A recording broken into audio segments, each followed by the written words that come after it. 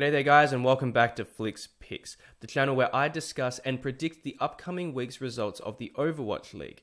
Now we're hitting the halfway mark here in this video, we're up to day 3, and I just need to make it clear that I make these videos before the week plays. So any stats and predictions that you see are as a result of the content that I have before the week begins. So the first 2 days I haven't actually seen played because they haven't actually played yet for me. So with that out of the way, let's dive straight into it. Stage 4, Week 1, Day 3. Our first series of the day pits the Dallas Fuel against the LA Gladiators, fighting it out on Blizzard World, Hanamura, Oasis, and Dorado. The Fuel look very rough on Blizzard World, losing every encounter, while the Gladiators look very comfortable, undefeated. Both teams have had less than an impressive run on Hanamura, both going 2 and 4. Oasis shows the Fuel's strongest map in the roster, going 5-2, with the Gladiators running an average 6-5. And finally, Dorado, where both teams are yet to shine, both running a negative series. As for the stats, the Dallas Fuel have an average of 6.86 kills per game and 8.76 deaths per game, bringing their team average KD to negative 1.9. The LA Gladiators average per game 7.47 kills and 7.33 deaths, giving them a team average KD ratio of 0.14. Looking at the history between these teams, the Fuel have won 2-1 across the last 3 series, where they have all played out to the same score, 3-1. Looking at their recent games in the league, the Fuel have lost their last 9, while the Gladiators have won 5 in their last 9. Externally, there's not much to report on the side of the LA Gladiators, but the Fuel have lost what I would call their star player effect for this stage, which I believe will negatively impact the team, as there will be unexpected pressure thrust onto the backup DPS players who will have to work very hard to try and fit in with the team and fill Effect's shoes. As you can see, the community is expecting the shields to go up this series, calling it 82-18 in favour of the LA Gladiators, and I am calling it 90-10 to the Gladiators. I think Effect being absent is going to be too much of a disadvantage to the Fuel. While Seagull did a great job covering the empty DPS role, there is still a big disconnect between these players as a team. And given the Gladiators' consistent improvement and development, I think they will be too much for the Fuel to handle, most likely a 4-0 or another 3-1. Our second series of the day sees the Boston Uprising versing the Houston Outlaws. They will be seeing each other on Kings Row, Hanamura, Oasis, and Watchpoint Gibraltar. Each team's success on these maps shows both teams seeing a positive outcome on Kings Row. Boston has no success at all on Hanamura, while the Outlaws have a 3-2 record.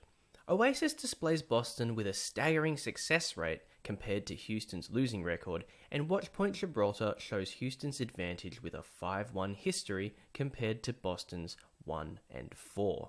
The team stats show Boston's average per game with 6.5 kills and 6.88 deaths, bringing their team average KD ratio to negative 0.38. Houston, on the other hand, averaged 6.03 kills and 7.09 deaths, giving them a team average KD ratio of negative 1.06.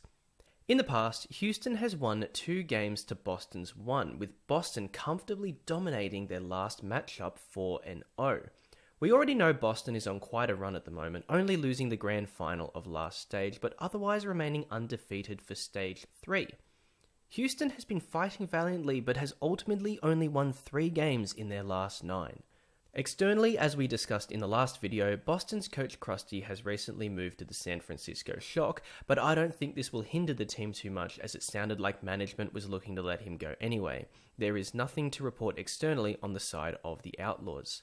The community believes this series belongs to the Uprising, calling it 68-32, and myself calling it 60-40 to Boston as well. I'm thinking we'll see an entertaining series, as Houston is going to make Boston work for this win, but Boston is in such good shape, I think they are the better team in this series. The map pool history hints that we could see a Game 5, and it wouldn't surprise me if we saw one, but realistically, I'm thinking we're going to see a tight 3-1 Boston's way. To close out Day 2, we'll be seeing the San Francisco Shock taking on the Seoul Dynasty. They'll do battle on Blizzard World, Horizon Lunar Colony, Oasis, and Watchpoint Gibraltar.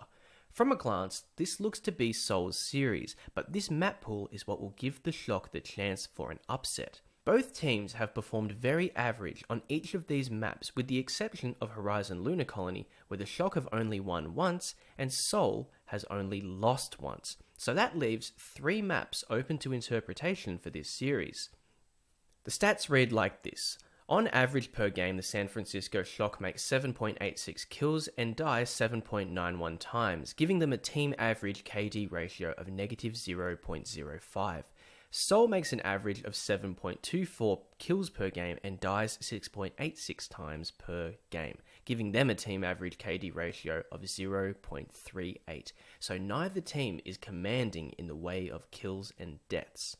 When these two teams have met in the past, it has been Seoul who has won all 3 times, slowly improving the rate at which they beat the Shock every time. What's interesting to look at is each team's last 9 games. Both have won 5 of their last 9, but the Shock have been outperforming the Dynasty in a few matchups. Notably, the Shock won more cleanly against Dallas and Philly, and took a map off the NYXL while the Dynasty suffered a 4-0 loss. On the other side though, Seoul managed to beat Houston more cleanly and suffered less of a defeat to London.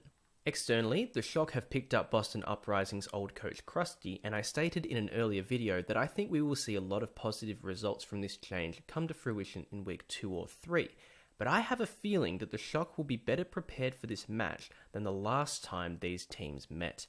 As for Seoul, they are experimenting a lot with their lineup and player roles. This has been bringing mixed results lately, but they are still getting results nonetheless.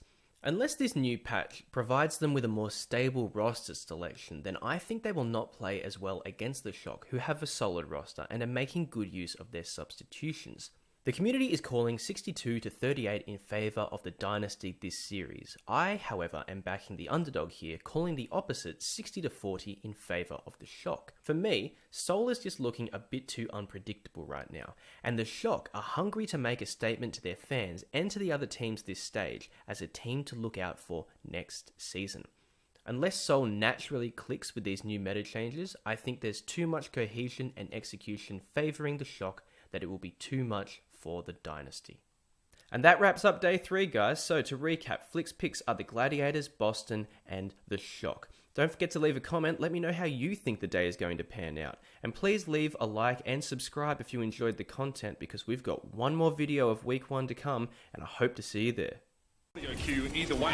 J-Hong now is back in the body, flanking. Oh no, he's found Sleepy. He has been detected and taken down, but it's a 1-for-1 trade, and J-Hong might have got his just rewards for spending so much time in enemy lines. Sleepy's back though, care of the mercy, but Flatters there, looking for Baby Bane, he's found him. Nevix drops in at the nick of time, but where's the rest of the Shock? They're too busy dealing with the Primal Rage Miro in their mid.